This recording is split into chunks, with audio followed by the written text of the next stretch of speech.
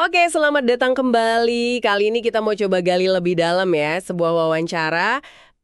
Menarik banget sama Charli D'Amelio, tahu kan? Bintang medsos yang melejit cepet banget di usia muda.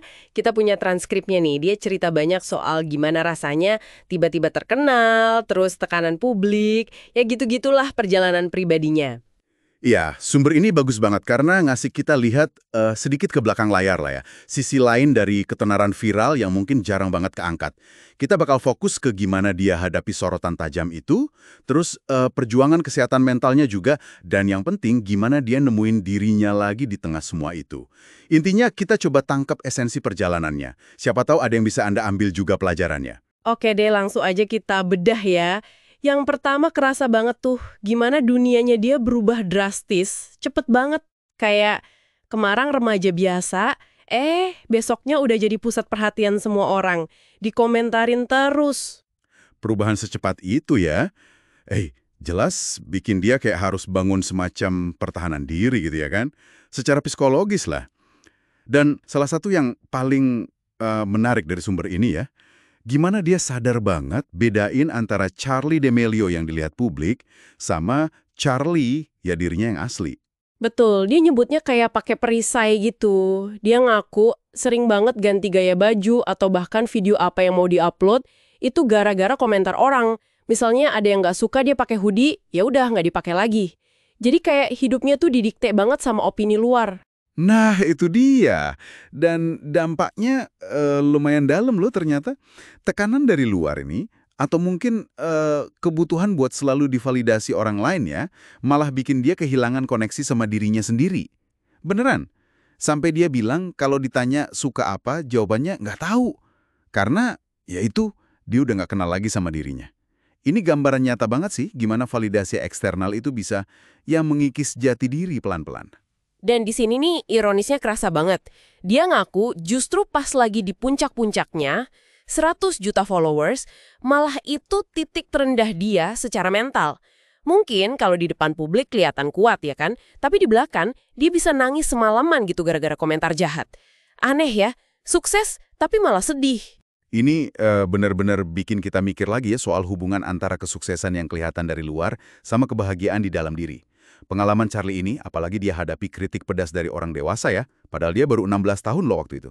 Itu kayak cermin gitu, betapa rusaknya dampak pengawasan publik yang intens buat kesehatan mental remaja. Dia bahkan ngerasa orang dewasa yang dulu kritik dia tuh nggak pernah kayak merasa perlu minta maaf gitu.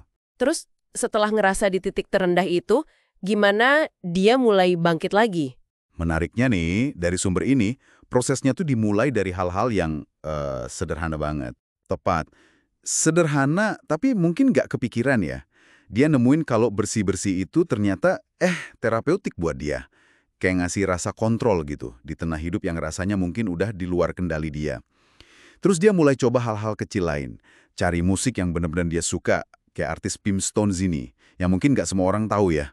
Coba-coba warna cat kuku baru yang beda dari biasanya, atau ya sekedar main sama anjing-anjingnya. Hal-hal simpel gitu. Jadi bukan yang langsung berubah drastis gitu ya, tapi langkah-langkah kecil yang rasanya dia banget otentik lah. Dia juga cerita pentingnya positif self-talk, mengubah cara ngomong ke diri sendiri. Dari yang kritis banget jadi lebih netral atau penasaran aja. Contohnya bagus tuh, dari aku benci rambutku, jadi rambutku hari ini agak beda ya.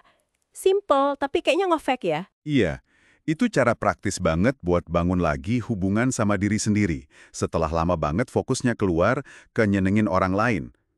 Prosesnya emang nggak harus ribet sih, tapi dimulai dari pilihan kecil sehari-hari yang terasa pas buat diri sendiri.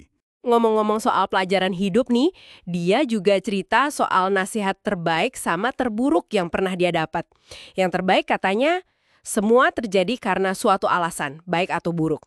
Ini kayak bantu dia nerima keadaan gitu ya. Menarik. Sementara yang terburuk itu, katanya, nasihat buat harus bilang iya ke semua tawaran. Nah, dari situ, dia sadar penting banget belajar bilang enggak buat jaga kesehatan mentalnya. Walaupun awalnya pasti susah ya. Ini nunjukin pergeseran sih, dari yang tadinya mungkin reaktif banget sama tuntutan luar, jadi lebih proaktif jaga diri. Dia juga belajar strategi lain tuh, kayak nggak usah nanggepin semua gosip atau kritik di online. Dia sadar itu cuma buang-buang energi, dan seringnya orang cuma mancing reaksi aja. Jadi, kalau kita lihat dari percakapan ini ya, kelihatan banget perjalanan seorang remaja di bawah sorotan dunia. Ada pergulatan yang nyata soal identitas, soal kesehatan mental, terus tekanan dari luar yang gila-gilaan. Tapi di sisi lain, ada juga proses penemuan diri yang cukup menginspirasi ya, yang dibangun pelan-pelan dari hal-hal kecil dan jujur sama diri sendiri. Pengalaman Cali ini beneran jadi pengingat ya. Kadang kita gampang banget nilai orang cuma dari apa yang kelihatan di medsos. Nah, mungkin buat penutup nih, bisa jadi bahan renungan buat Anda juga, gimana caranya kita bisa lebih berempati ya pas lihat kehidupan orang lain di dunia maya. Ingat aja, selalu ada cerita kompleks di baliknya yang kita mungkin nggak pernah tahu. Oke deh, sampai jumpa di pembahasan kita berikutnya ya.